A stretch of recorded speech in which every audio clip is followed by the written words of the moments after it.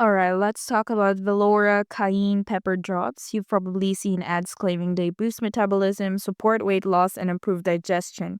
But do they really work, or is it just another wellness gimmick? Quick disclaimer before we begin, everything in this video is based on publicly available information and personal opinion. Velora markets its Cayenne Drops as an all-natural health booster. Sounds promising, right? But here's the thing. There's no official website and no solid third-party reviews to back up their claims. Also, there's no Trustpilot rating available, which makes it even harder to know if customers are genuinely happy. Some people have raised concerns about misleading marketing and unclear product sourcing. That's a red flag, especially for something you're putting in your body.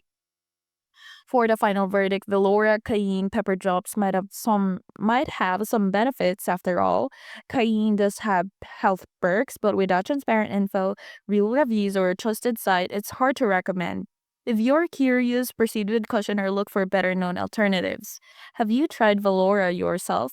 Drop your thoughts below and don't forget to like and subscribe for more no fluff product reviews.